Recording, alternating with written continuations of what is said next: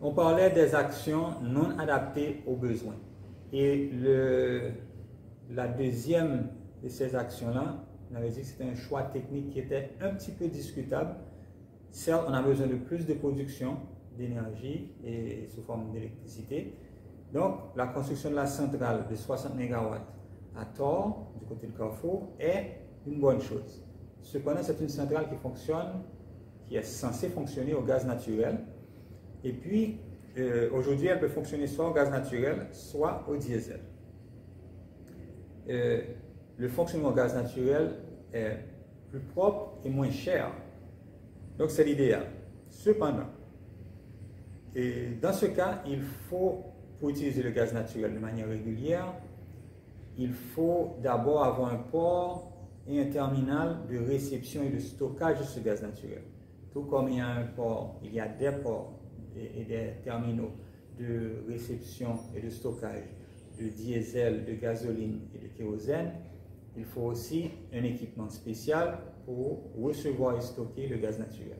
Et malheureusement, nous ne l'avons pas encore, donc on peut dire qu'on a mis la charrue avant les bœufs, puisqu'il aurait fallu construire la centrale, le port d'abord, les équipements, les infrastructures de stockage du gaz naturel, ensuite construire la centrale qui pourrait maintenant utiliser ce gaz naturel. Le gaz naturel, en fait, est un gaz adapté à ce genre de centrale, et un gaz qui se trouve naturellement, comme son nom l'indique, dans la nature et qui doit être miné comme le pétrole, et donc miné, stocké et transporté, distribué à travers les sites d'utilisation. Donc, dans ce cas-ci, c'est un peu comme le propane, mais il faut d'autres infrastructures pour l'utiliser, et donc nous ne l'avons pas encore. C'est donc une action qu'on peut dire d'un choix technique discutable. La troisième catégorie que je vais analyser dans ce bilan des politiques publiques en Haïti sur la question de l'énergie sont les actions qui ont effectivement répondu aux besoins. Cependant, les résultats sont malheureusement en deçà des attentes. On aurait espéré avoir un peu mieux. Notamment, 5 aspects, 5 types d'actions qu'on a catégorisées dans ce groupe. D'abord, l'incapacité de mobiliser les financements à la hauteur des objectifs. Souvent, on a des objectifs qui sont définis dans le cadre de la politique publique.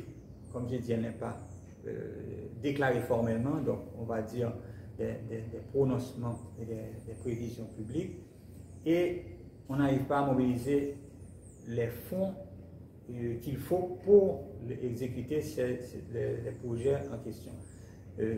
Le cas le plus flagrant, c'était le cas de l'annonce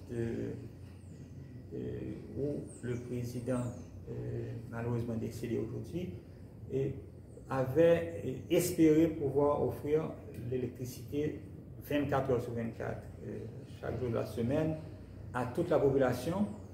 Eh bien, pour cela, il aurait fallu pouvoir mobiliser plusieurs milliards de dollars pour la production nécessaire, en taille qu'il fallait, et pour les réseaux électriques qu'il faudrait construire à travers le pays. Donc, si on parle de plusieurs milliards de dollars, il est clair que c'est bien au-delà de la capacité budgétaire de notre pays, où, par exemple, en 2017-2018, on avait un budget voté, et bien, ce budget s'élevait à 1,4 milliard de dollars US. Donc 1,4 milliard pour le budget, pour toutes les activités, tous les secteurs du pays. Or, il aurait fallu, pour avoir une capacité de réaliser des projets à travers le pays, pour produire de l'électricité, le distribuer à toute la population 24 heures sur 24, il aurait fallu plusieurs milliards.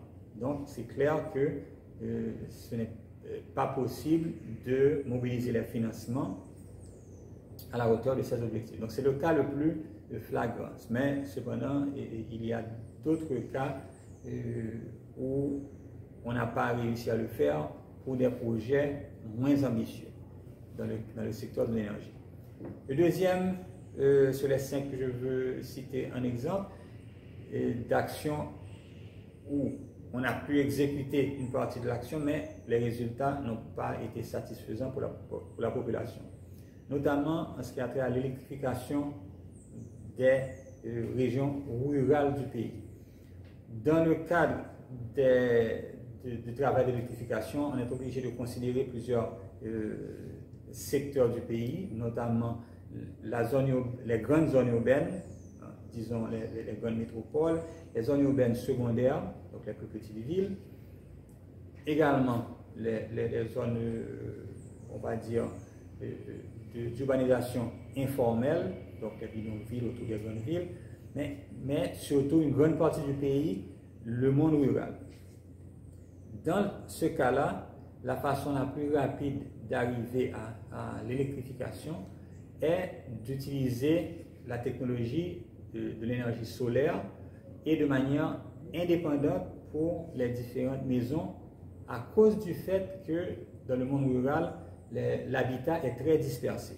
Donc, ça coûterait énormément de construire des réseaux pour très peu de maisons, donc très peu d'habitants et de clients.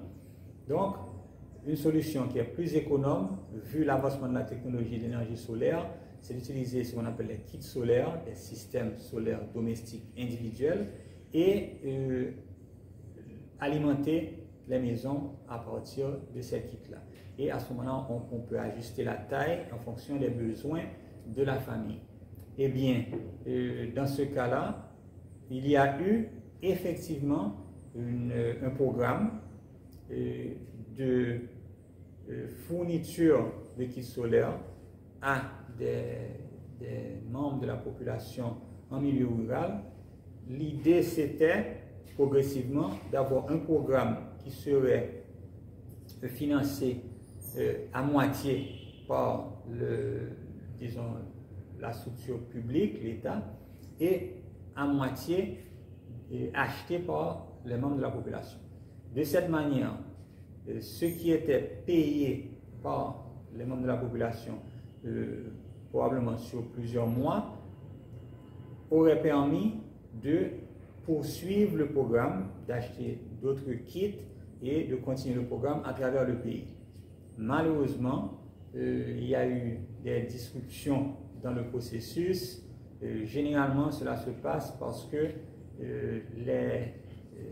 les élus ou bien des candidats à des postes électifs veulent donner l'impression que c'est eux qui offrent quelque chose à la population, et à ce moment-là, les gens se disent qu'ils n'ont pas besoin de payer quoi que ce soit, même les 50% qui leur revenaient, ils ont choisi, enfin, ils vont à ce moment-là choisir de ne pas honorer leurs dettes.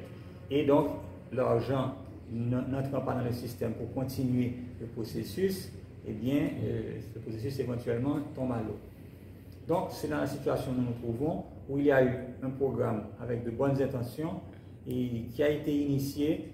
Une partie de la population, en fait une très faible partie, a pu bénéficier, mais malheureusement, ça s'est arrêté très vite avant que toute la population ne puisse en profiter.